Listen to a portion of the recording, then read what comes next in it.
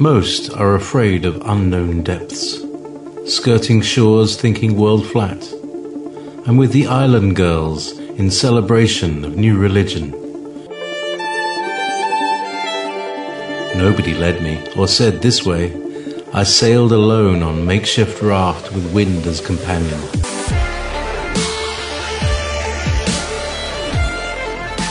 Fate for deliverance, confidence enough to assess new disposition. Seekers of lost paradise may seem fools to those who never sought the other worlds. Welcome to Momentary Zen with Zen Garcia. Visit www.fallenangels.tv. You're listening to Revolution Radio. Pick it up next week. Once angel, swift, strong, we were witness to the grand unfolding, the establishment of heaven and earth as foundation for greater mystery. In you dwells the memory, the knowledge of Christ's singing creation into manifest being. And though much has eluded many a prophet and king when it comes to the enigma of kingdom, all have equal merit to every obscure knowing. We are called to more than the expectation of world. And though it's been little season since we've entertained the sunshine of higher spaces, no remedy can replace the intrigue of such insight, nor diminish the memory of such love burned to mind. As humanity, we are inheritors of the most amazing opportunities, apportioned life, choice, freedom, granted miracle inclusion among the created existence. And no matter their attempts in hiding truth, those whom yield fully to calling are privy to beholden the Most High's secrets, and designated a keeper of the mysteries of heaven. Welcome, friends. I'm your host, Zen Garcia. This is Momentary Zen. And today I'm going to be covering, following up on some information from last week's show.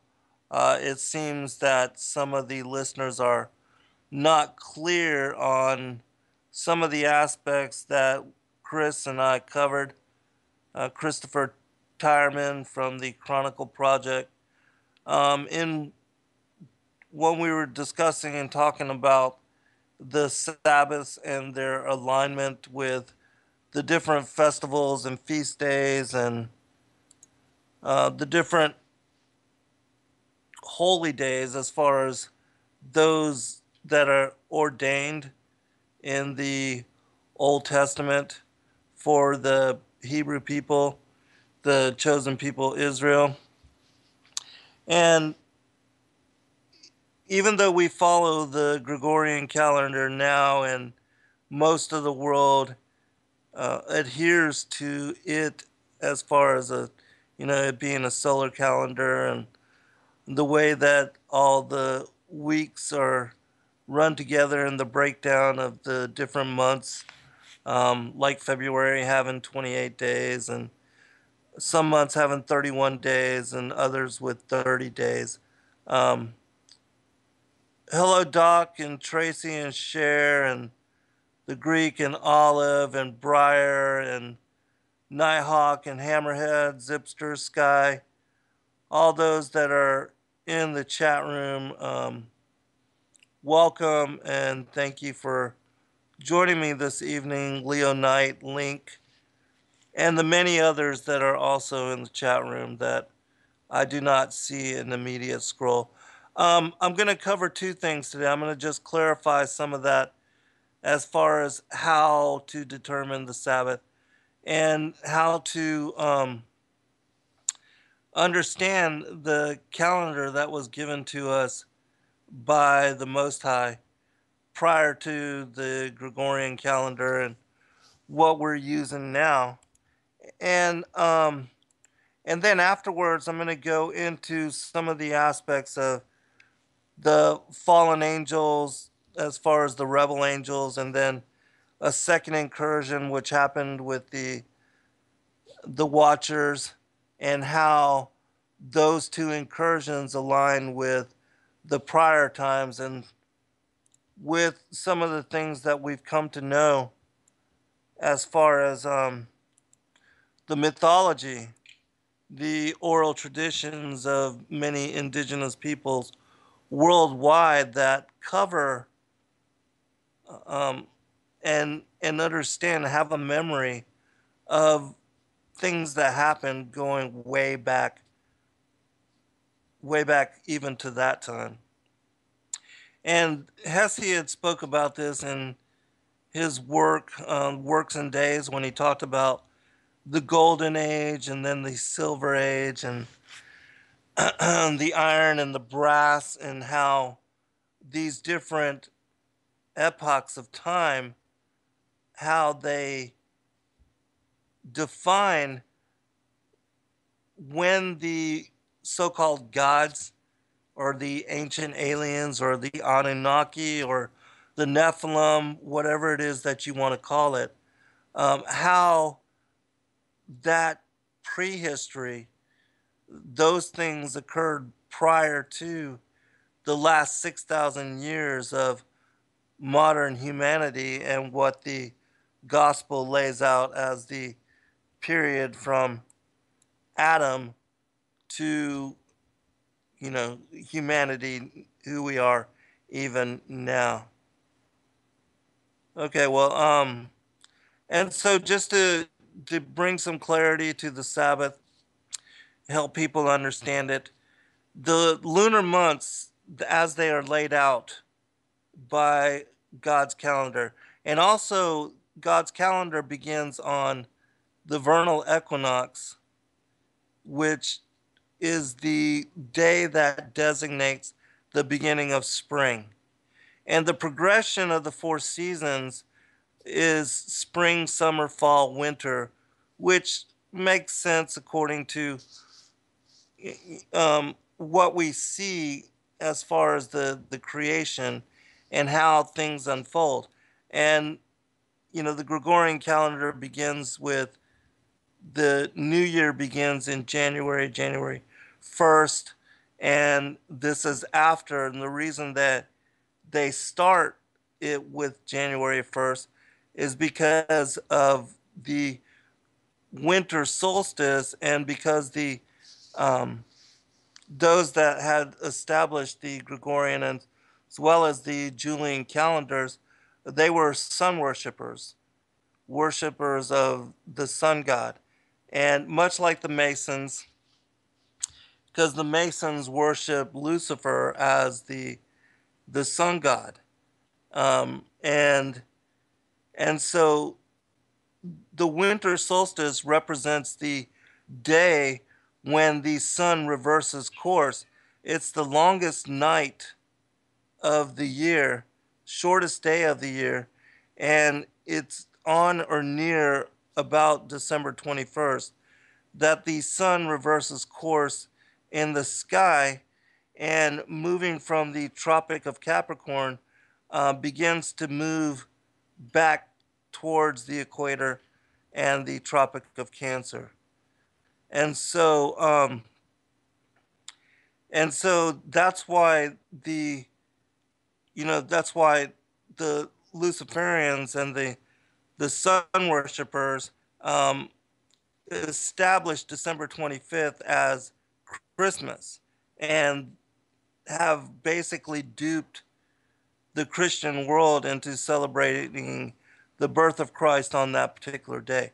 All of that, the winter solstice and the changing of the day, the new year to January 1st, has to do with sun worship, with the marriage of Christianity with paganism, which is what happened with the acceptance of the Julian calendar, and also with Constantine, and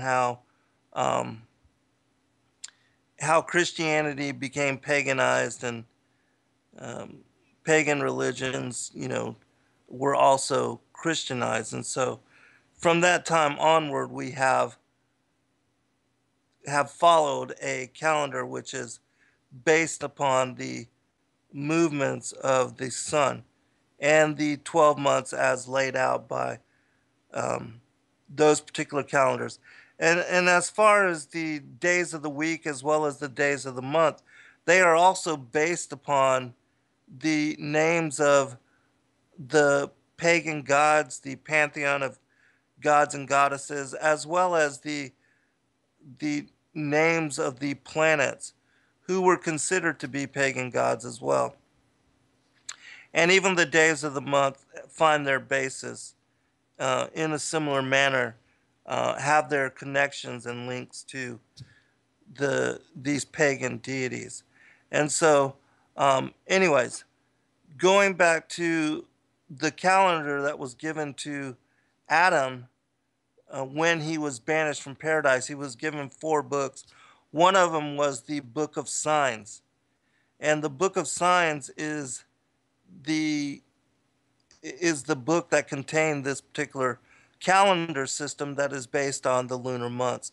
And so the way that the months unfold is that you have one 30-day month and then you have a 29-day month, and they alternate back and forth for the 12 months of the year.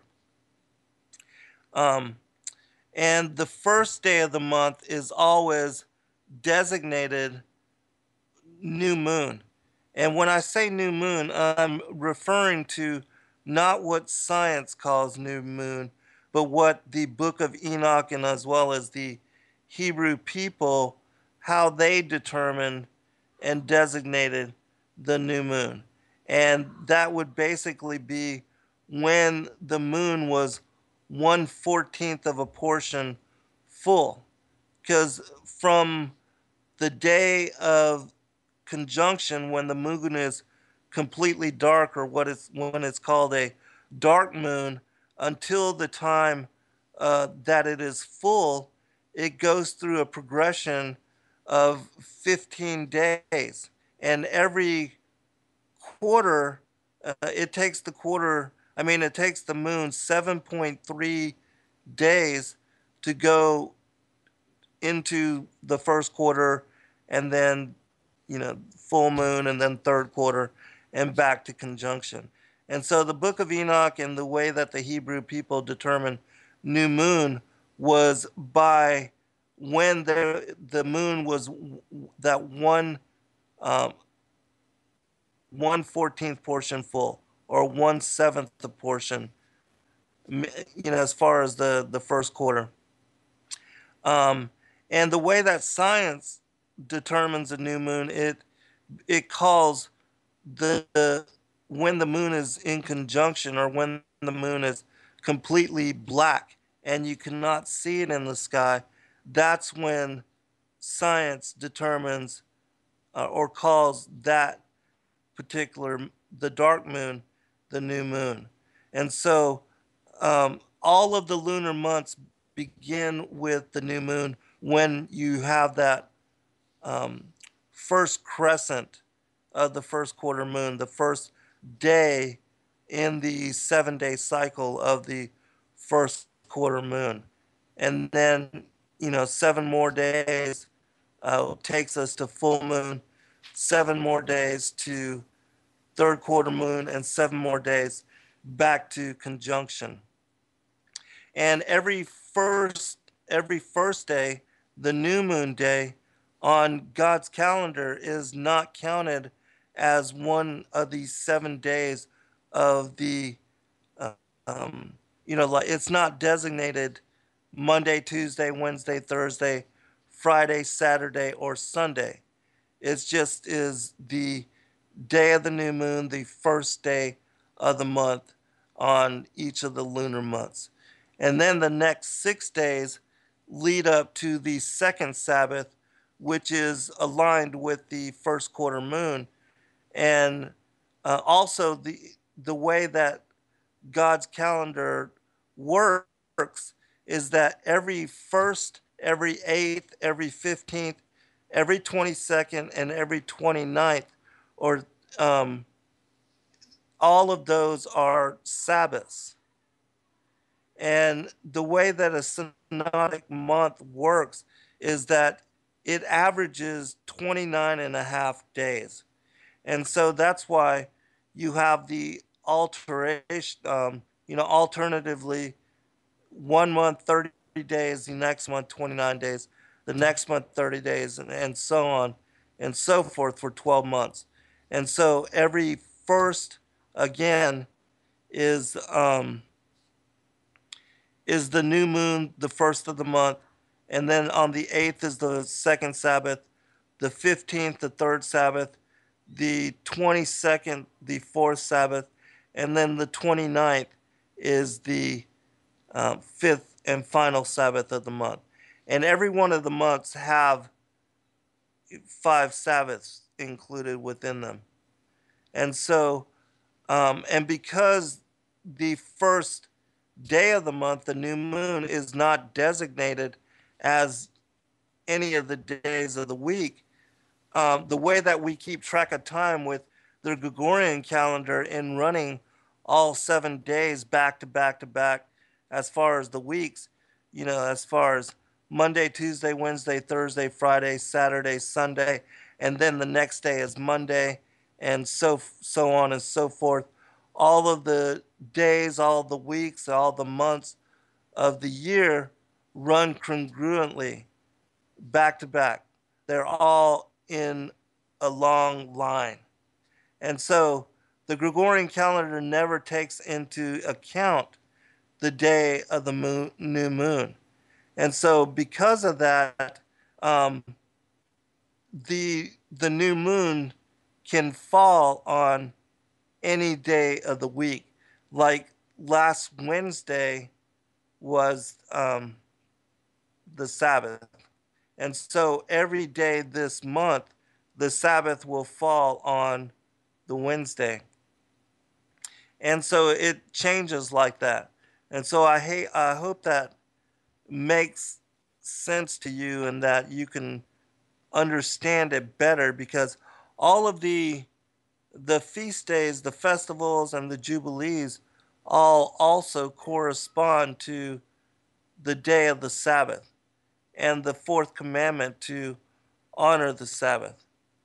And the a lot of the Christian world does not believe, or do not believe, that we are held to account currently, because they believe that we're under a new covenant and that we only have to follow the dictates of the New Testament.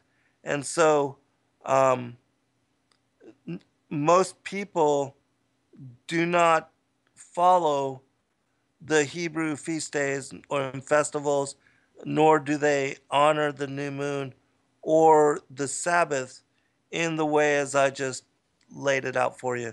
And they don't determine it in that way. Most mainstream Christians go to church on either Sunday or Sunday, and they're gathering and going together to church on those days is their way of honoring the Sabbath. And so,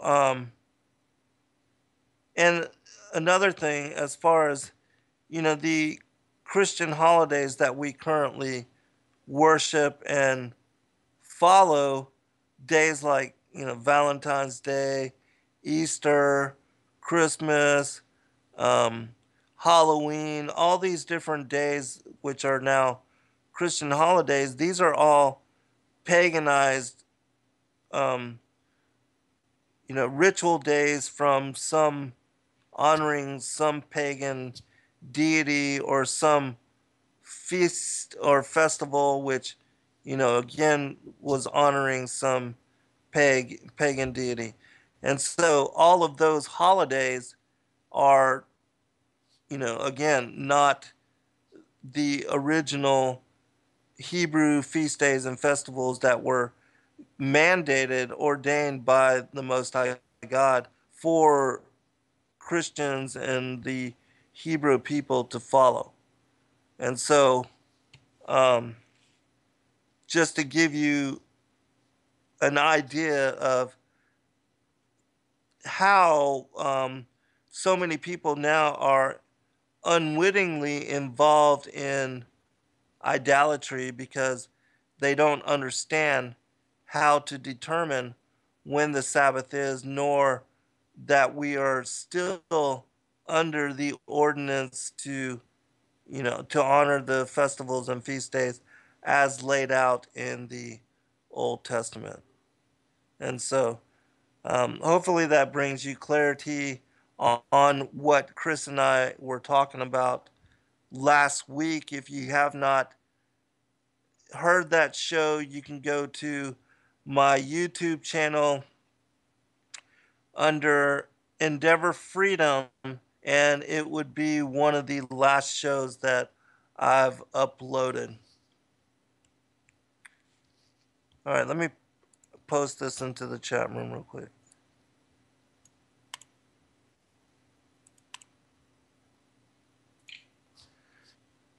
All right.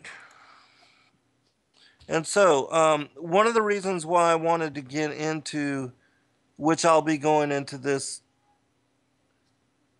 topic with the rest of this show, talking about the fall of the rebel angels, also the incursion of the Watchers, and how these two events align with the prior times. And when I say prior times, I'm speaking about pre-Adamic history and those things which occurred previous to the last 6,000 years, or what is the modern era of, modern humanity, and the creation of Adam, that he was the first of the modern humans, placed here. Banished from paradise, he found himself placed here upon the earth. And so the reason I'm want to cover some of this information is to help people to understand how we have also been deceived into, and a lot of the world has been deceived into worshiping the rebel angels or even the Watchers as the ancient aliens, as the gods of most of the pagan cultures and religions worldwide. You're welcome, Zipster and Olive, and those of you that found found that information beneficial as far as helping you to understand the Sabbath.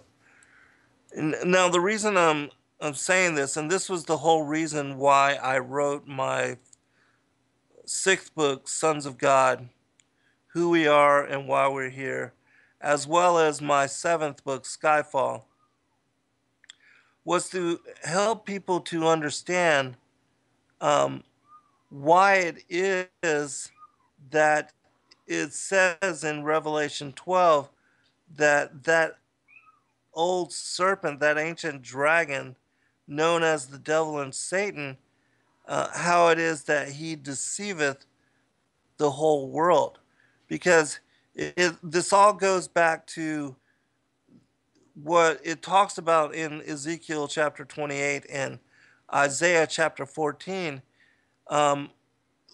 When Lucifer, as a fallen cherub, how he had been in paradise prior to his fall, and how he wanted to be as the Most High, and how he boasted that he would elevate his throne, his seat above the throne of God, and that he would steal the worship of the Most High, that he would displace the worship of the Father and the Son, so that he could parade himself as the new morning star.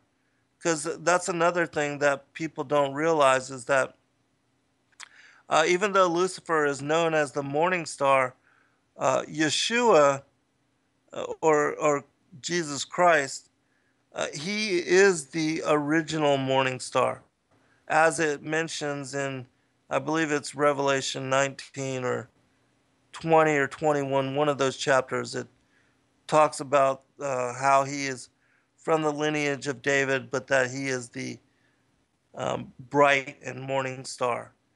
And so Lucifer, wanting to be as the Most High, he has stolen not only that title, but also has diverted humanity's focus and worship of the original morning star to himself. And so we'll talk about more of that when we come back from the first break. And hopefully, in my discussing and pointing out the two incursions which occurred, um, in our ancient past, how these two incursions led to the establishment of the pagan religions worldwide, and how so many peoples have been led unknowingly and unwittingly, even to up until this day, with the continued worship of Lucifer and the rebel angels, um, without knowing any different or better. Just because they grew up in a certain culture or a certain part of the world, um, they've been led astray without realizing it. And so, and again, as far as my own background and my own history, I was involved in study of New Age mysticism, um, for 20 years before coming full circle. We'll be right back. All right, welcome back, everybody. Just gonna cover a couple passages from the two that are found within the gospel that relate um, Lucifer's station prior to his banishment from the heavens, and um, when him and one third of the angels of the Most High, those that joined him in rebellion and in the war in heaven, when they were cast out of the upper heavens and banished here to the earth. He said, it says, "How art thou fallen from heaven, O Lucifer, son of the morning?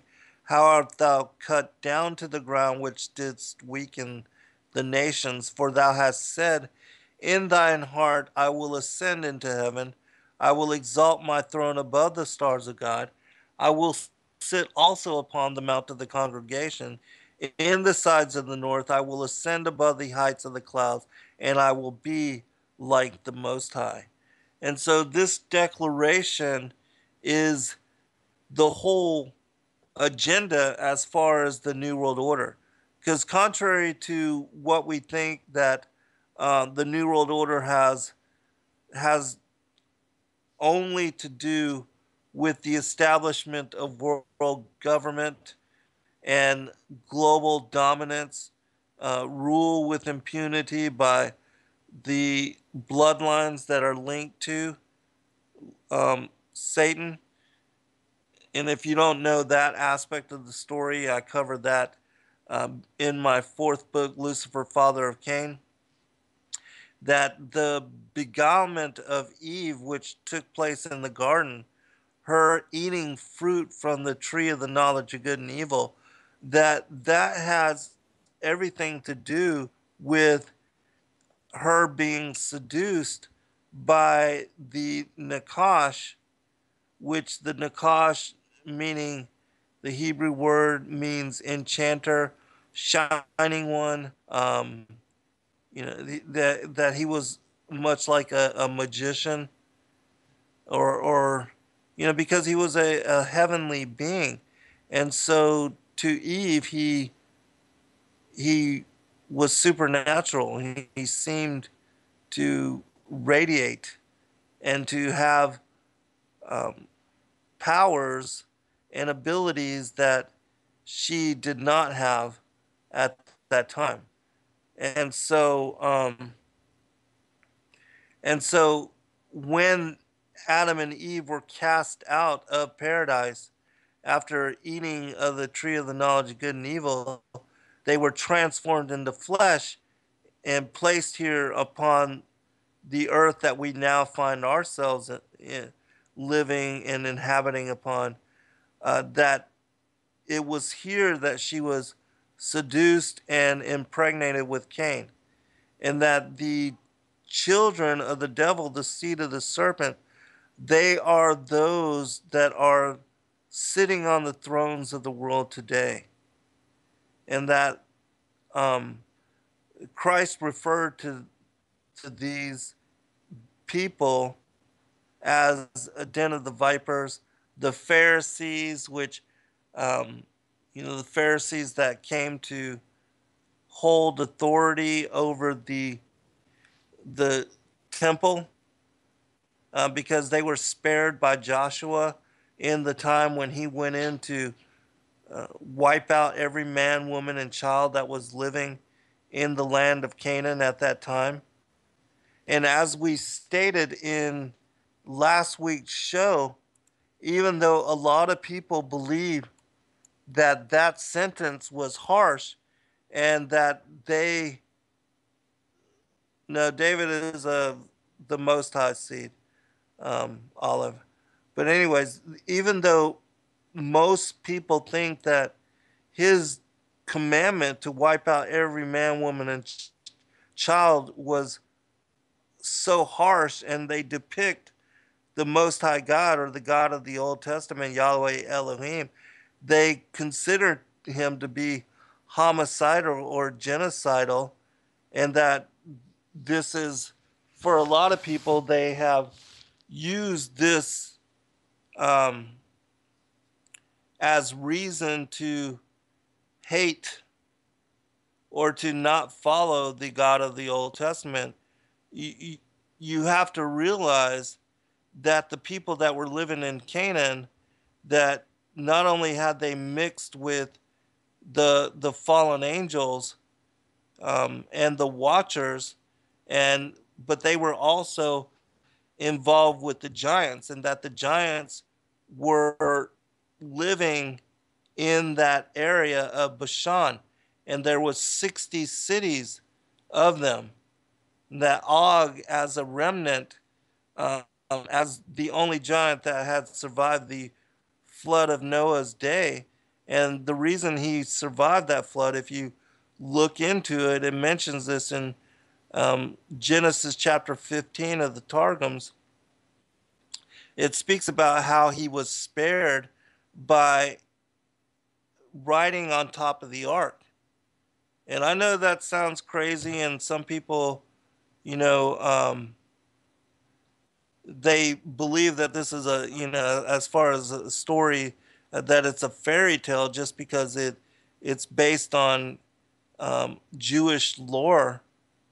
Some of the lore that goes back 4,000 years. But this is also, as I said, mentioned in the Targum, and this is also mentioned in some of the other books, whether it's the Talmud or the Zohar or whatever. And I'm not saying these are inspired texts, but the fact that Og was spared in this way is historically known through these various texts. And so the people that were living in the land of Canaan at the time that Joshua and Israel went into that land, they were those that worshiped Moloch and that offered their children up in sacrifice. They were also cannibals. They were also involved in the drinking of blood. And these were just some of the abominable things they were involved in worshiping their fathers, the rebel angels. And so that's another reason why the Most High God hated um, pagan, pagan religions and idolatry. And this is also why he allowed Israel to be oppressed in Egypt for 400 years. And by bringing them out of Egypt and taking them into Canaan and allowing them to take over that land, he was showing how he was the only true God, and how all of the other pagan gods, how they were nothing more than his angels that were cast out of the heavens uh, long prior. And so this kind of helps people to understand why why Israel was given the commandment to wipe out every man, woman, and child, and also whom they were going up against in the land of Canaan, and how those particular people, as I said, they were performing and involved in ritual and religious rituals, which were considered to be an abomination. And you can find all of this information as well, all throughout the Old Testament, as well as the wars of of Israel, the people of Israel, with these particular giant lineages. Because it wasn't just Moses going up against Og and Joshua going up against the sons of Anak, but this continued on, and you find even the story of David and Goliath, and then the children of David fighting against the brothers of Goliath, and how there were four giants um, from that were the children of Og when he married into the children of Cain, who are the original serpent seed. And so, yes, the giants are also the serpent seed, but Cain, the line of Cain, because Cain killed his brother, Cain was the original hybrid son of the devil. And all of those that were born of his lineage and that peopled the world, they were of the devil's children. They were what the Genesis book called the children of the devil, or the seed of the serpent. And all throughout history, through all of the scriptures, you have this war between these two bloodlines, these two lineages playing out. And even with Ishmael and Isaac, Jacob and Esau, Christ and the Pharisees. I mean, all of this plays out continuously throughout all of history. You have this war between these two bloodlines, these two lineages. Even with the sons of Jacob and the children of Esau, it's the same kind of war taking place, and it's still ongoing today. I've read that quote from one of the elites, one of those that had been told by his family line that they were, basically the children of the devil. And maybe I'll read that at some point, but going back in time, again, the New World Order is connected to Lucifer's attempt, and as well as the rebel angel, they're wanting to be as the Most High, and how at being banished here on this planet before the creation of Adam and before the modern era, the past 6,000 years, as far as modern humanity, they were the ones that had established many of the old, not only the mythology, the Atlantis, the ancient mythology surrounding Atlantis or Lemuria or um, these other ancient cities, even like in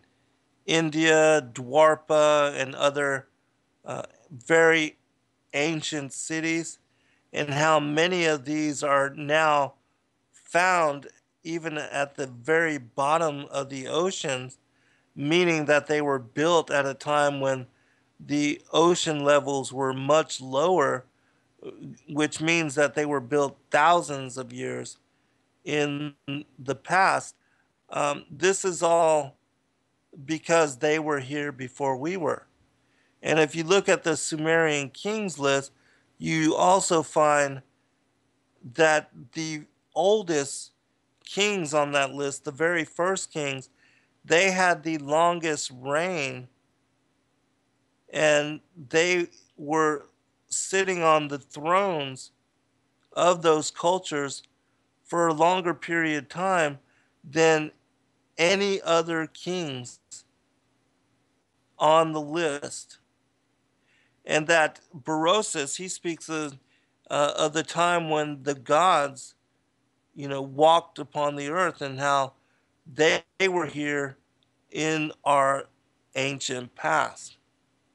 And so all of this is linked to the rebel angels being cast out on what the book of the secrets of Enoch refers to as the second day. And so it was on the second day that they were cast out of the heavens. And this was, again, as I said, before the incursion of the Watchers, because the Watchers, the 200 angels that left their place of habitation, they left their ordinance is in the heaven, or what Jude refers to. Now, let me pull this up real quick. In the book of Jude, we're given an account of these Watchers having left their place of habitation. That didn't happen until after the creation of Adam and Eve and after they had fallen from paradise. And so the rebel angels, they were cast out of the heavens long, long before the Watcher angels left their ordinances and left their place of habitation. All right, it says this.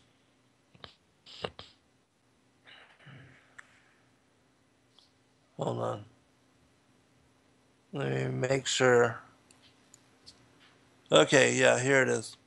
I will therefore put you in remembrance, though you once knew this, how that the Lord, having saved the people out of the land of Egypt, afterward destroyed them that believed not. And the angels which kept not their first estate, but left their own habitation, he hath reserved in everlasting chains under darkness unto the judgment of the great day.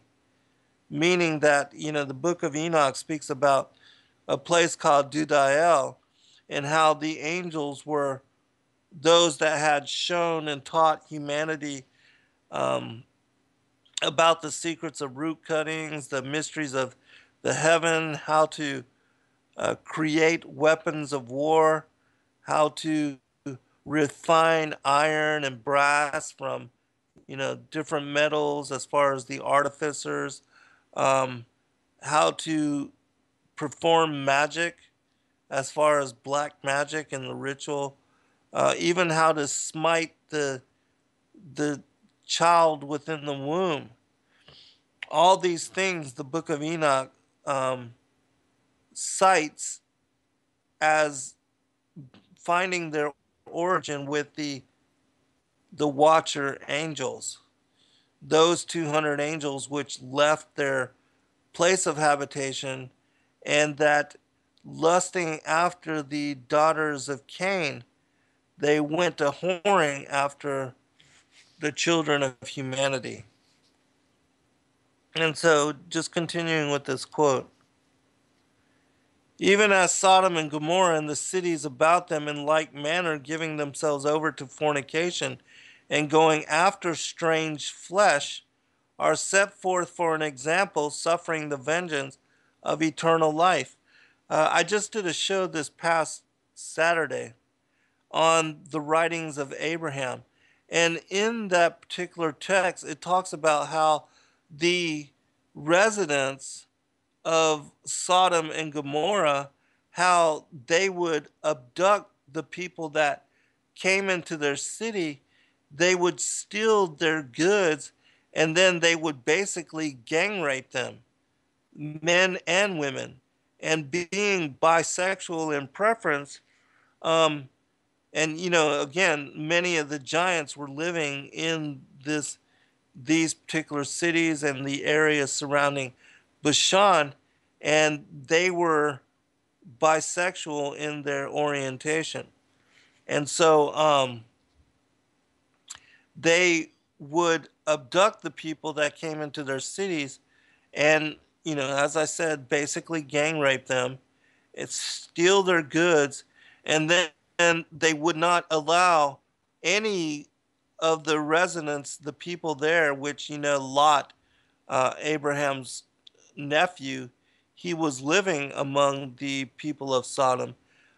They were not allowed to feed or to take in to the city any of the strangers that visited their particular cities. And so they were allowed to starve to death. And, again, they would steal their goods and they would rape them, sometimes even to death. Continuing with the quote from Jude. Likewise, also these filthy dreamers defile the flesh, despise dominion, and speak evil of dignities. Yet Michael the archangel, when contending with the devil, he disputed about the body of Moses, durst not bring against him a railing accusation, but said, the Lord rebuke thee. But these speak evil of those things which they know not, but what they know naturally as brute beasts, in those things they corrupt themselves. Meaning that the watcher angels, they had lusted not only after the daughters of Cain, but also had sex with the animals and with the different creatures of the world. And they brought into being these different hybrid creatures of which we see, we find in the mythology of the world creatures like centaurs and gorgons, things of that nature. We'll be right back. Welcome back, everybody, for second hour. I'm your host, Zen Garcia. This is Momentary Zen, and I do want to remind the listening audience that Revolution Radio does need your support, your monetary assistance. If you can afford to share it, and we're not asking you to put yourself out in any way, but for the price of a Happy Meal if you eat at McDonald's, or the price of a meal anywhere else, as far as any particular fast food chain, you can gain access to the archives, which allows you to download in MP3 form all of the shows of all the various hosts on both Studio A and Studio B, going back to the beginning of January, even of last year, I believe. Um, and so that's a lot of shows, a lot of information. And especially for those of you that are pressed as far as your time, and you're only able to get to the network um, for different time slots, you may not have ever had chance to listen to some of the other hosts, and this would give you the ability to do exactly that, and also in your own time. Instead of listening to the radio and to all the commercialization of mainstream radio networks, burn you a data disk and of a few shows from all the different hosts and see who you groove with and who you particularly like. And then in that way, you can, if you find somebody that you especially like listening to, not only can you then try to catch them live and join in on the discussion as far as the fellowship of the chat room while they are live on either Studio A or Studio B. Um, but you can also gain access to all of the shows, as I said, going back months and months and months, and catch some of the special guests that I know that all of the different hosts have uh, invited and have interviewed on the both the Studio A and Studio B. And also, if you don't want to, sign up for the archives, or that's not your particular thing, you can also support the network in purchasing the bullet drive with the huge amount of emergency information, the three different sizes as far as the non-GMO seed packs, um, for individuals, families, super size that, it's a worthy investment just to have these heirloom seeds that are not GMO, or and also not tainted in a way that you're not getting the best quality fruits and vegetables. If you are a person that likes to do that kind of thing, likes to garden, which I think growing your own food is a skill um, worthy of investing your time into. And that who knows that at some point something critical could happen, just like with what happened at Hurricane Katrina when New Orleans was drowned, the levees were bombed, and the city was put underwater, and all of the goods, as far as the different grocery stores and convenience stores, gas stations, all the commodities were wiped out in a matter of hours, and nothing was able to truck get trucked in or make it into the city for weeks later. And so, people that didn't have food, didn't have a supply of emergency goods or anything set aside, they suffered greatly. And I'm sure that there were people that even starved to death. So, anyways, those of you that can, please do go to freedomslips.com, click on the donation button. It's very easy to support the network, and that, Revolution Radio is the largest listener supported commercial free and corporate free entity on the planet and on the internet. And that in order for us to continue doing what we do and coming to you in the capacity that we do need your support, and we appreciate all of you, and thank you in advance. Do try to get to the Hawks Fest if you can. I believe last time it was held somewhere in the one of the Midwest states. I'm wanting to say Kentucky, but I can't remember exactly. I did see videos of it. It looked like it was a good time. As far as the family here at Revolution Radio, there are a lot of really good people, very knowledgeable, very wise, very well researched and studied individuals, and um, definitely worthy as far as getting to know if you have that chance, that opportunity. And so, going back to the topic of hand. Um, as far as I was talking about the serpent seed, and there was a lot of commentary. Tracy is very well versed on this, and there's others. I know Olive knows about this as well. And this is one of those things that is really a is a is a hidden secret. Like the children of Adam, the sons of Adam, they don't know, or most of the masses, they do not know about the children of Cain, nor that there has been a war ongoing since the time of the garden, and that that this is the reason, one of the reasons why they do the things that they do in supporting Lucifer and the other rebel angels and the agenda that has been put forth for them in the, the protocols of the learned elders of Zion, and other um, New World Order texts, quiet weapons for a silent war, things of that nature.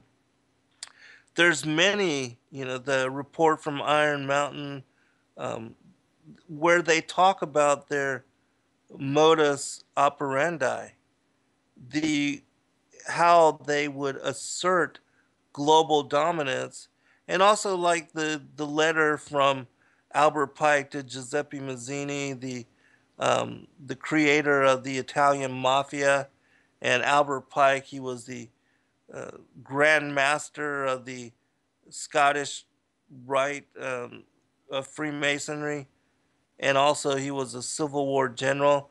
How they talked about the need to foment three global wars in order to establish um, the precedents for not only the decimation of peoples and the creation of minorities, and the fomenting of controlled opposition, but also as a basis to establish the international organization as far as the United Nations, and giving this organization, um, giving it credentials and establishing it in a way that it would become respected as um,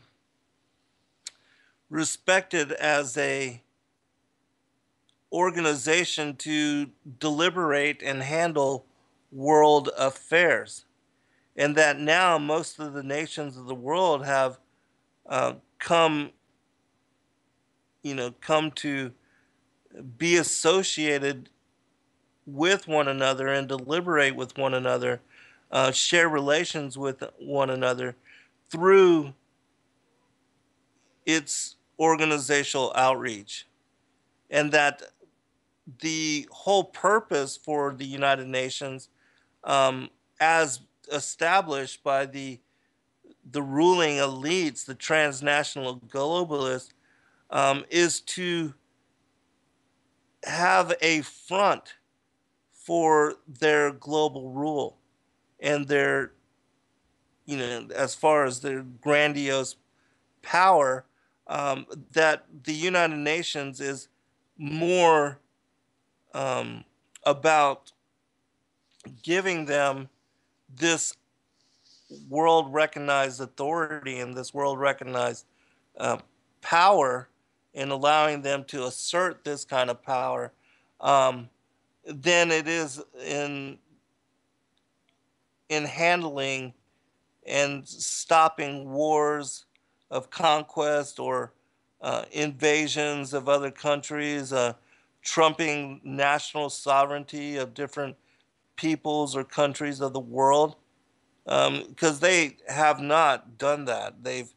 In fact, the United Nations has been responsible for the creation of more wars and sanctions, and um, you know, okaying different invasions, and so that's what the world does not recognize, is that the United Nations is not for the perpetuation of peace, but more about the perpetuation of controlled opposition and antagonism.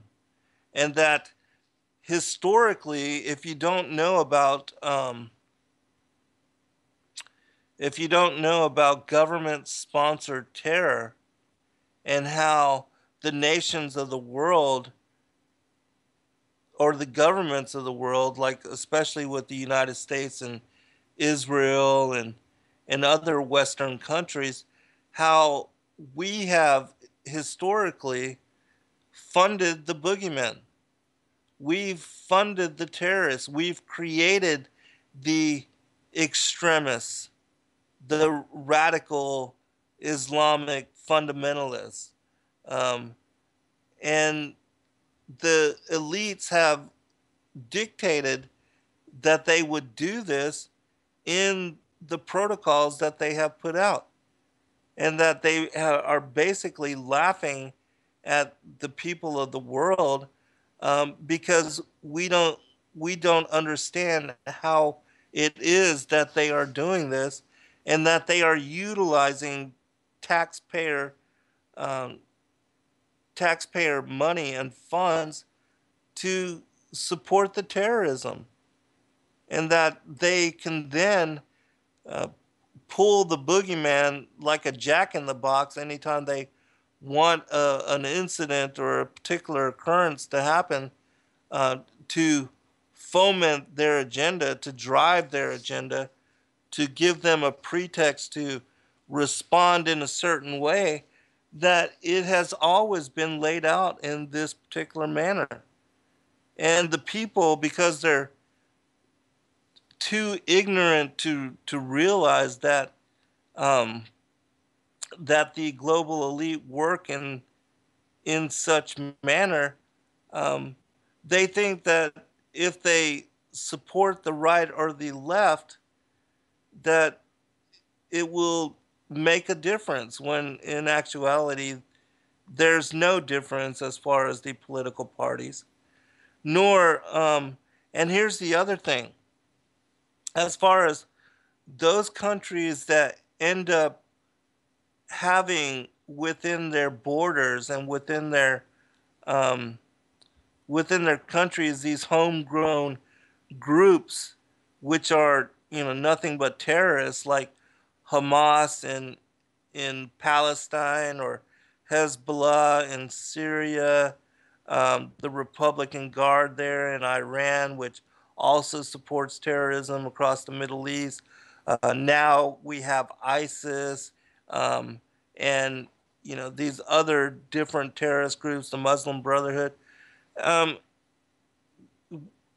it's taxpayer money that goes to fund and to arm them, and that the dictators that are established, that are, basically puppets on a string, when they are taken out, or when they are used in such a way that, like Saddam Hussein when he gassed the Kurds, and because he did that, America used his terrorist activity as a reason to justify the invasion of Iraq, um, which afterwards, there was we created more terrorists.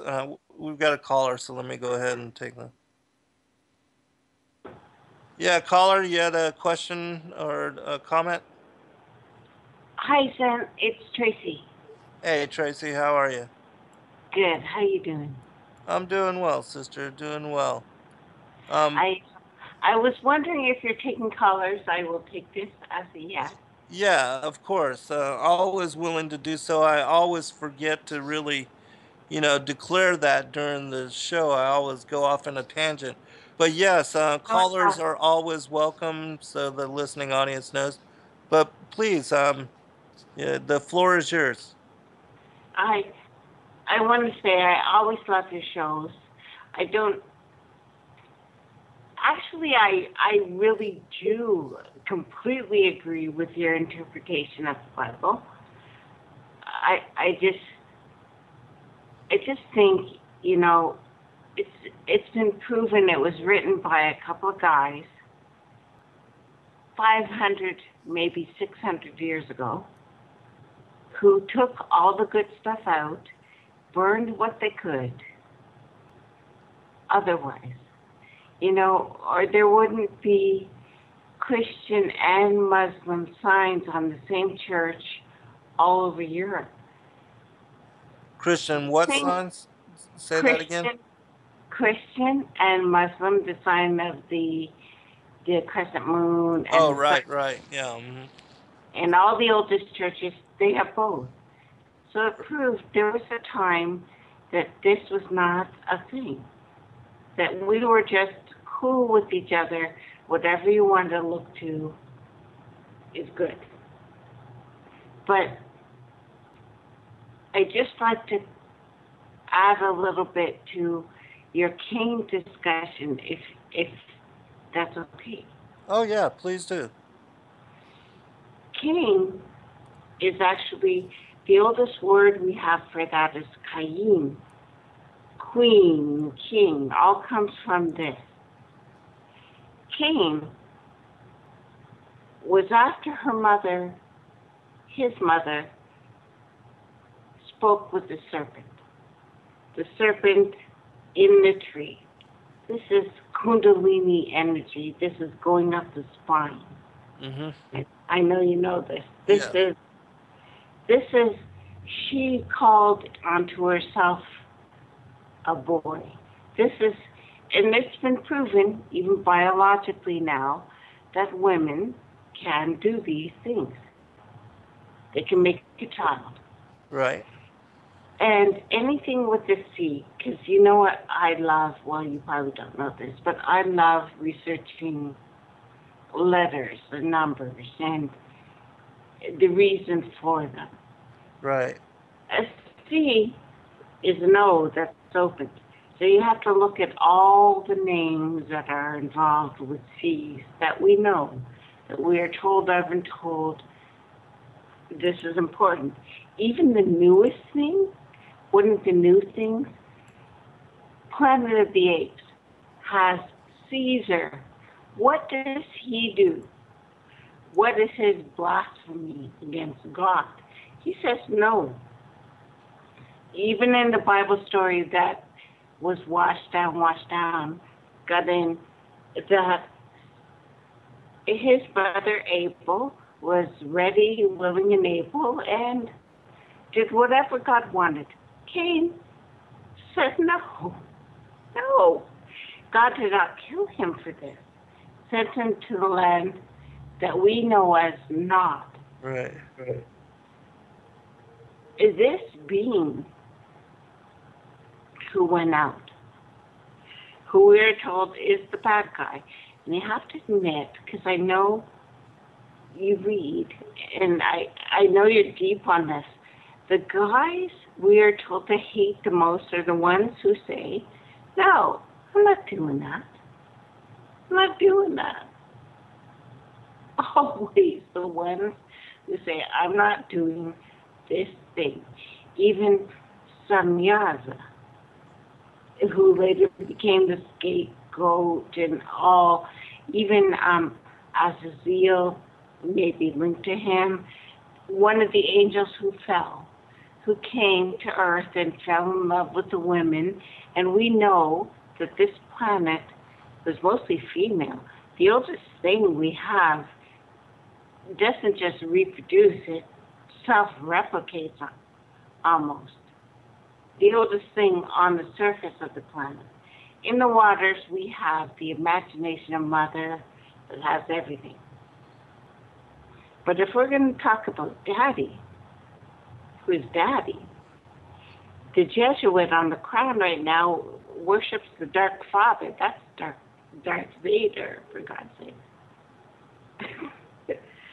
You can't clean that up. You can't make that sound pretty. Uh-huh. No matter how, and he doesn't dress as fabulous as the last cross-dressing man on the throne. nicely. He used to wear the red slippers and everything. He did dress snappy, you have to admit. Mm-hmm. So, I guess my question to you is, if we're going to pick who's the good guy, who's the bad guy, and I really want to know, what criteria are we going to use? Are we going to use some God interpretation? Because did you know the oldest name for Mount Kilimanjaro is Enki? So this is one of the oldest gods that everyone knows that Sitchin came out with when he was told to write this thing, which is completely not anything any African wrote or knew about. Enki is a mountain. Mountains are conscious. Mountains are old. They know stuff, I think. They probably feel stuff. So when we have to look at who's the bad guy, who's the good guy, do you not think it's subjective, my love? Hold on a second, Tracy. We're at break. We'll be right Okay. back, and then I'll give you a chance to finish your comment, and then I will give you an answer. Awesome. Hold on, I everyone. love an answer. Okay, welcome back, everyone, for final segment. Let me give you just a few minutes here, Tracy, to finish up your comment. But I want to ask you: do you worship Enki or Enlil or any of the Anunnaki gods? No, I'm not a big fan of anything that wants to control us. I think this world is perfect and started that way, and so are we. I don't worship something else. Do you worship a god at all? No, No. Okay. no. All right. All right. Well, you wanted me to answer the as far as Enki. Did you have anything else you wanted to say? No, that was pretty much it. I was wondering who you thought the bad guy was and what that feeling or being is. And thank you so much for having me on, Zen. I love your shows. Well, thank you, Tracy. I appreciate you calling in, and yeah, I'll go ahead and I'll answer that, and then I'm gonna pick up with the teachings. And also, the for the listening audience, you're welcome to call in at any time. I always forget to give out the call-in number and all because I just go off on a tangent. As far as who the bad guys are, if you look into the Sumerian teachings, which I had again, I studied them for many, many years. I've read all of Zacharias Sitchin's books. I've read all of the Sumerian mythology, the translations of the cuneiform texts, and I can basically tell you that the Anunnaki are the same thing as the rebel angels that were cast out of the heavens a long time ago. Even they, the Sumerians, they show a depiction of some of these beings as being feathered serpents, and that I've in my books I talk about how the worship of the feathered serpent goes back to the same thing as Revelation 12 with the worship of the ancient dragon, or the mythology that is connected to the dragon, or what we see as the reptilian beings, and that they are the bad guys. They are the rebel angels, and then the 200 that join them. Tracy had mentioned about Semyaza and also Azazel. Well, if you look at the Book of Giants that is contained in the Dead Sea Scrolls, that were found in 1947, I believe it was, right before Israel became a nation again after 2,000 years. Um, they Semyaza had gave birth to two giants, Mawe and I forget the other one's name, but the Semyaza, Azazel, they were part of the Watchers. The Book of Enoch names them as being one of the leaders, the chiefs of the different hosts that fell, and coming down to the earth, they made a pact, a mutual pact. It says mutual imprecations to go ahead and commit this grand sin, which the grand sin was to take wives of the daughters of men. If you read chapter 100 of the Kebra Nagas, which is an Ethiopic text called the Glory of Kings, it gives you great detail as to um, who the Watchers were, how they were transformed into flesh um, by Christ, by the Most High, after they left and abandoned their ordinance, as I read from the book of Jude. And so the bad guys are who we call and are referring to as the ancient aliens. Now, the ancient aliens, of course, are given a whole different angle to it. They basically say that the ancient aliens, or the fallen angels, that they were the creators of humanity, and that we were made in their image, and that humanity are actually the children of these extraterrestrial beings. When and I covered this in great detail in my book, because the Sumerian teachings also speak about, as does Genesis, of two different creations for humanity: a pre-Adamic creation, and then the Adam that was given the breath of life, that was created on the sixth day, the modern creation of humanity. The Sumerian teachings refer to these two beings as the primitive worker and the civilized man. Well, if you really look into the ancient mysteries, the ancient history, as I've laid it out in my book, Sons of God, you come to know that the Anunnaki, they tried to create a slave race out of the pre-Adamic human that was found here on the planet when they arrived. And according to their own text, they arrived here 432,000 years ago, or somewhere about then, which is 10 shars, or one shar equals 3,600 years, which, according to the mythology, and you have to really be careful with believing what they say, because again, they are the fallen angels, and just like the things that they teach, those people that channel information, they will teach 95% truth and base it on the story of themselves, but they'll lace it with 5% disinformation, which is basically leaven, and it will confuse people as far as what is truth and what isn't. And so, and so when you look back again at their attempts at creating a slave race out of the pre-Adamic humans that were here, well, they were judged for that.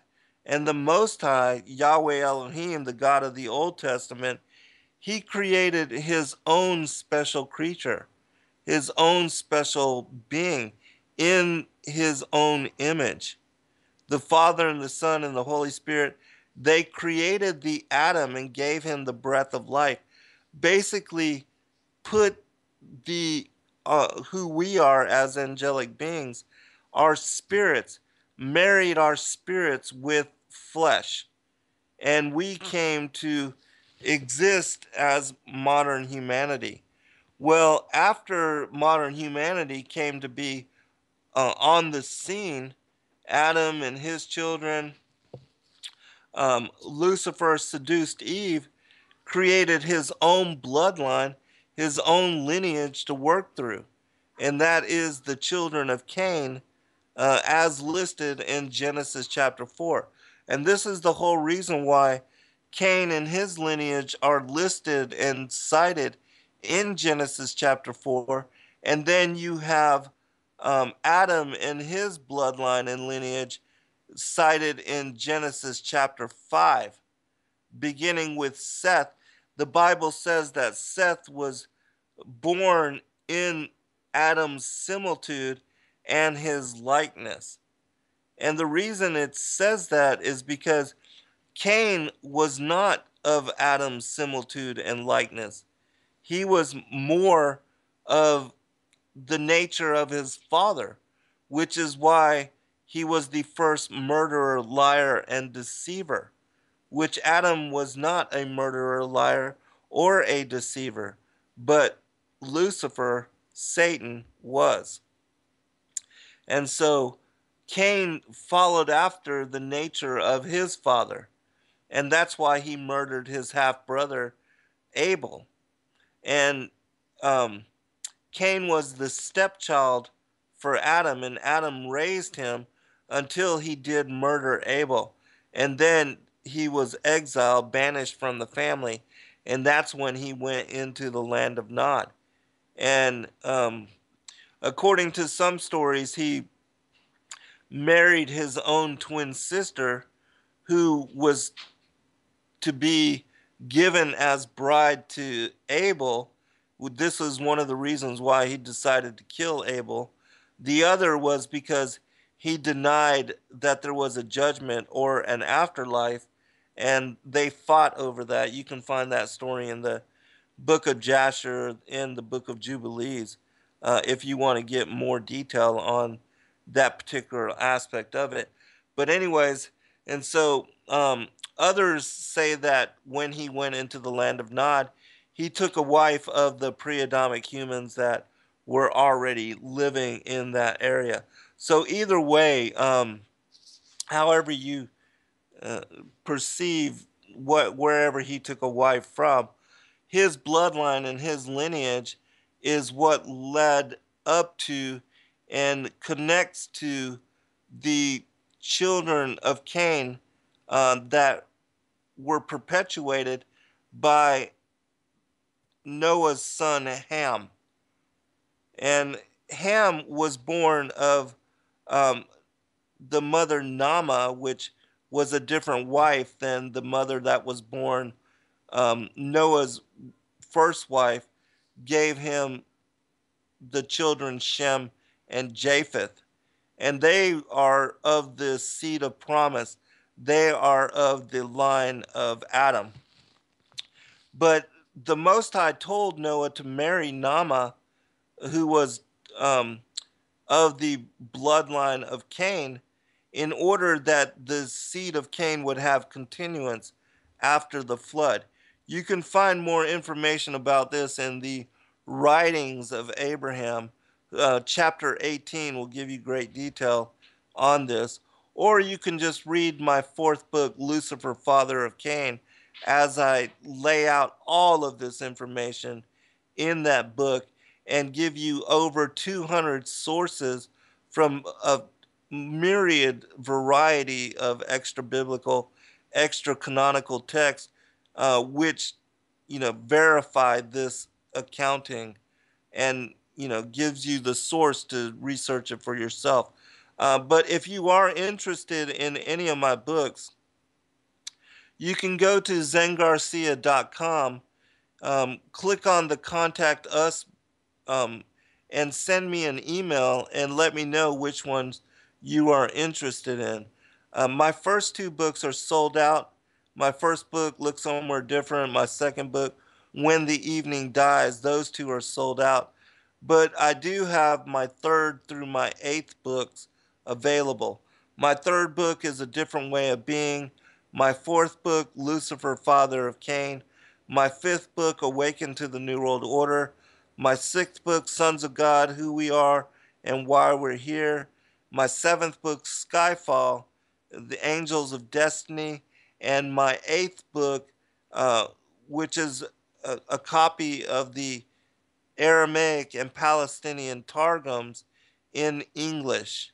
And if you don't know what the Targums are, The Targums were translations of the original Hebrew Torah in Aramaic. And the Targums that I've released in my 8th book are the English translations of those Aramaic translations of the original Hebrew Torah, which they are fascinating to read, and they give you great insight into a lot of these stories, the biblical stories that people are confused on, like the whole seed of the serpent. The Targums verified this and have this accounting within them. Um, and, I do cite the Targums in my 4th book, Lucifer, Father of Cain, as well. And so if you're interested in any of those books, just contact me, let me know which ones you're interested in, and I'll be glad to give you a bulk discount as well as autograph them for free. Um, but continuing with the story. And so the rebel angels, the ones that were banished from the heavens on the 2nd day, they were here on the planet and in the solar system from the 2nd to the 6th day. And they were the ones, as the Anunnaki, or the sons of Anak, they were what, Tracy asked me about the bad guys. They were the ones that were trying to create a slave race from the pre-Adamic humans that were already here. Which, if you're trying to create a slave race, and to enslave the peoples that were here on the planet, I would consider these people bad. And again, as I said at the beginning of the show, they are the Nakash of Genesis chapter 3. The Nakash meaning Lucifer, this serpent that tricked Eve into eating from the tree of the knowledge of good and evil, that he was the one that actually beguiled her, as it says in 2 Corinthians chapter 11, when Paul speaks about Eve not being a chaste virgin, that she was beguiled by the serpent, and she was impregnated with the child Cain, who was the first hybrid son of the devil. And so, this led to, during the time of Yared, which means descent, his name means descent. It was during his life, and he was the father of Enoch. It was during the time of Yared that the Watchers, the 200 angels led by Semyaza and Azazel and many of the other Watcher angels, they left their place of habitation. They came down. They were transformed into male human bodies, and they were able to mate with the daughters of Cain. They were the ones that it says in Genesis chapter 6, the sons of God that mated with the daughters of humanity and created the race of giants known as the men of renown, and that there would be giants on the planet before and after the flood. These were the children that were born of that interdiction, of that, I talked about the two different incursions of angels here to this planet. Well, that was the 2nd incursion. And so if you don't know that there were 2 different incursions, you would not understand how one led to the prehistory, the prior times, and even to the mythology, the stories of Atlantis. These were the rebel angels, the Anunnaki of the Sumerian tradition. They were here on the planet before the modern creation of humanity. And after Adam and Eve were banished from paradise, after she was impregnated with Cain, and the seed of the serpent was born from Cain's lineage, and the seed of the woman from the children born to Adam through Seth. Um, it was the flood of Noah's day was to wipe out this hybrid bloodline, this hybrid seed line. In Second Baruch, the second book of Baruch, it speaks about how 409,000 giants were wiped out. In chapter 12 of the Wisdom of Solomon, it cites how all of the giants were wiped out except Og, and that Noah and his family were the only ones spared, and he was allowed to repopulate the planet because he was pure in his generations, meaning that he was not yet tainted by the fallen angel genetics or the seed of the serpent. But again, as I said, he was told to take a wife of the seed of Cain and Nama, and Ham was born from his marriage to her. And it was through Ham's line that the that Og married into Ham's line, and that Nimrod, who was called a Gibberim, also a giant, he was known to be of giant stature.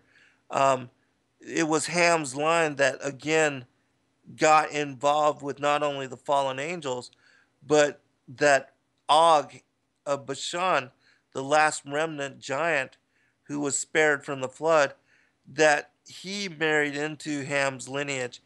And like David and Goliath, the giants Goliath and Saph and Ishbenbab, there were four of them. They are the children of Og and Ham's lineage. And so that is what perpetuated the giants after the flood, and the seed of the serpent, they were allowed continuation through the lineage of Ham. And they are the ones that Joshua, when he went into the land of Canaan, he was told to wipe out every man, woman, and child according to the commandment of God. He spared a certain group of people, and they became servants to the um, the Levitical priesthood. And when the Sadducees were wiped out, were killed, the Pharisees took over control of the temple, and they are of the line of Cain as well.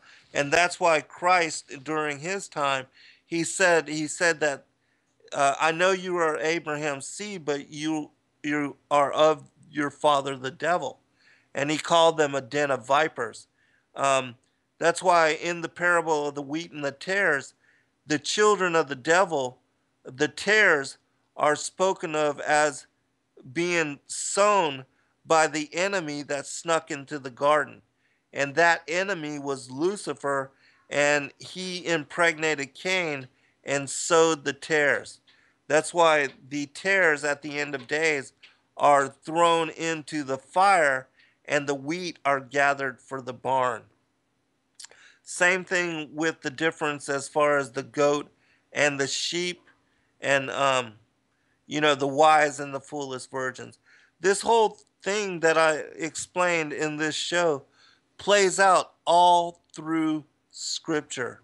And if you the sun god, and so the winter solstice represents the day when the sun reverses course. It's the longest night of the year, shortest day of the year, and it's on or near about December 21st that the sun reverses course in the sky, and moving from the Tropic of Capricorn begins to move back towards the equator and the Tropic of Cancer. And so that's why that's why the Luciferians and the sun worshippers um, established December 25th as Christmas, and have basically duped the Christian world into celebrating the birth of Christ on that particular day. All of that, the winter solstice and the changing of the day, the new year to January 1st, has to do with sun worship, with the marriage of Christianity with paganism, which is what happened with the acceptance of the Julian calendar, and also with Constantine, and um, how Christianity became paganized, and um, pagan religions, were also Christianized. And so from that time onward, we have followed a calendar which is based upon the movements of the sun and the 12 months as laid out by um, those particular calendars. And as far as the days of the week as well as the days of the month, they are also based upon the names of the pagan gods, the pantheon of gods and goddesses, as well as the names of the planets who were considered to be pagan gods as well. And even the days of the month find their basis in a similar manner, have their connections and links to these pagan deities. And so, anyways, going back to the calendar that was given to Adam when he was banished from paradise, he was given 4 books. One of them was the Book of many indigenous peoples worldwide that cover um, and understand, have a memory of things that happened going way back even to that time.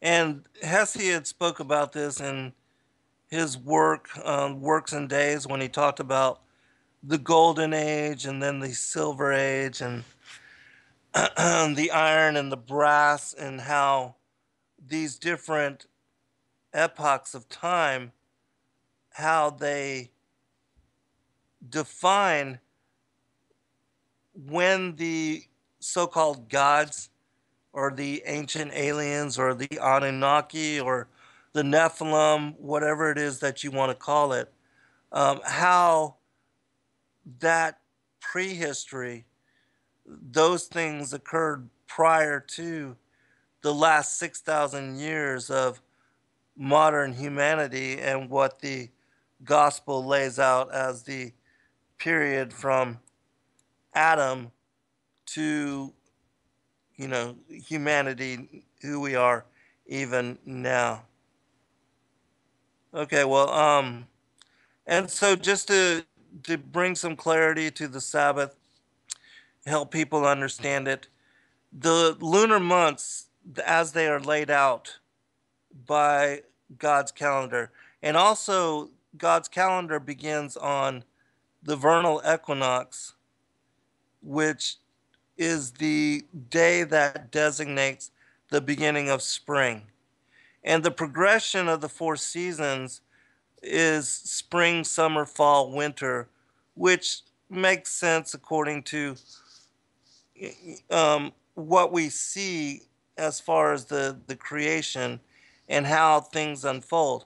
And, the Gregorian calendar begins with the new year begins in January 1st, and this is after, and the reason that they start it with January 1st is because of the winter solstice, and because the those that had established the Gregorian and as well as the Julian calendars, they were sun worshippers of the sun god.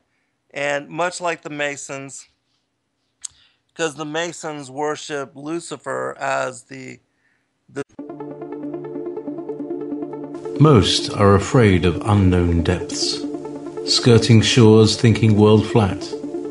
I'm with the island girls in celebration of new religion. Nobody led me or said this way. I sailed alone on makeshift raft with wind as companion.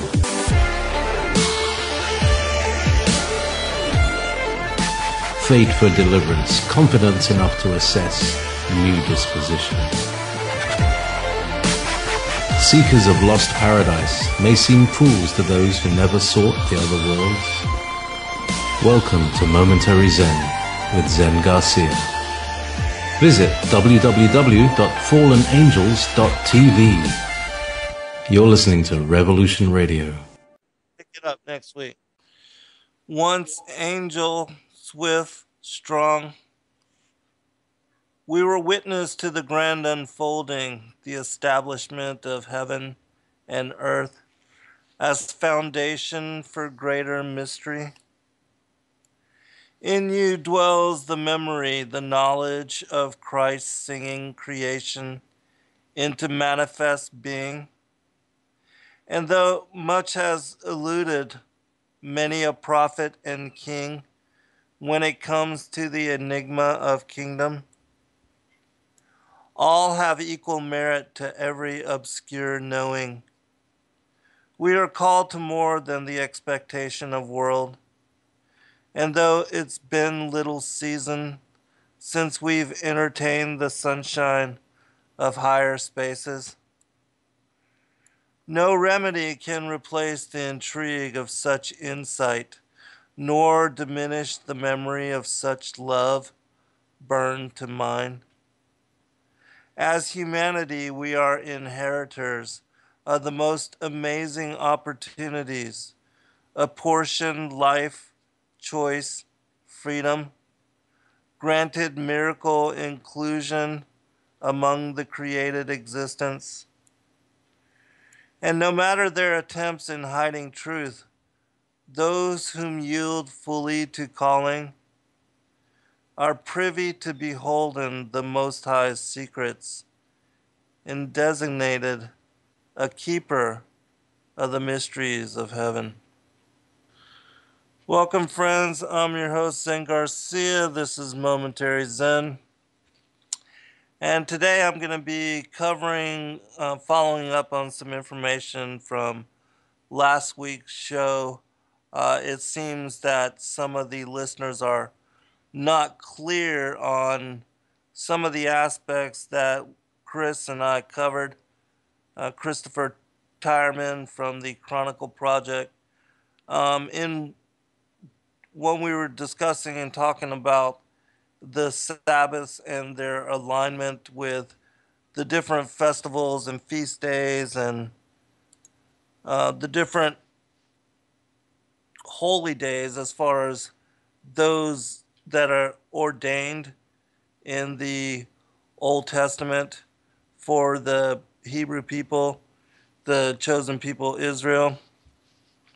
And even though we follow the Gregorian calendar now and most of the world adheres to it as far as it being a solar calendar and the way that all the weeks are run together in the breakdown of the different months, like February having 28 days and some months having 31 days and others with 30 days.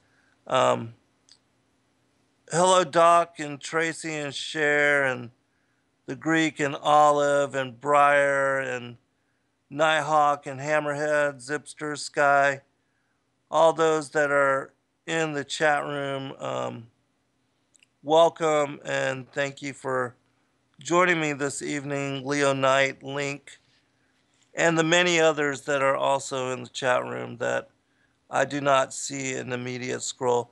I'm going to cover two things today. I'm going to just clarify some of that as far as how to determine the Sabbath and how to understand the calendar that was given to us by the Most High prior to the Gregorian calendar and what we're using now.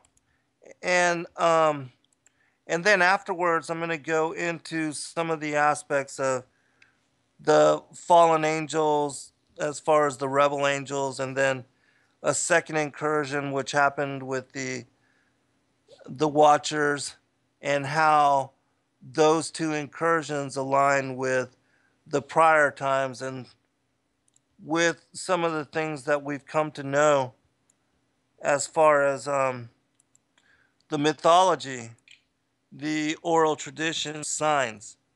And the Book of Signs the is the book that contained this particular calendar system that is based on the lunar months. And so the way that the months unfold is that you have one 30-day month and then you have a 29-day month, and they alternate back and forth for the 12 months of the year. And the first day of the month is always designated new moon. And when I say new moon, I'm referring to not what science calls new moon, but what the Book of Enoch and as well as the Hebrew people, how they determined and designated the new moon. And that would basically be when the moon was 1/14 of a portion full. Because from the day of conjunction, when the moon is completely dark, or when it's called a dark moon, until the time that it is full, it goes through a progression of 15 days. And every quarter, it takes the moon 7.3 days to go into the first quarter, and then full moon, and then third quarter, and back to conjunction. And so the Book of Enoch and the way that the Hebrew people determined new moon was by when the moon was that 1/14 portion full, or 1/7 the portion, as far as the first quarter. And the way that science determines a new moon, it calls when the moon is in conjunction, or when the moon is completely black and you cannot see it in the sky. That's when science determines or calls that particular, the dark moon, the new moon. And so all of the lunar months begin with the new moon, when you have that first crescent of the first quarter moon, the first day in the 7-day cycle of the first quarter moon. And then, 7 more days takes us to full moon.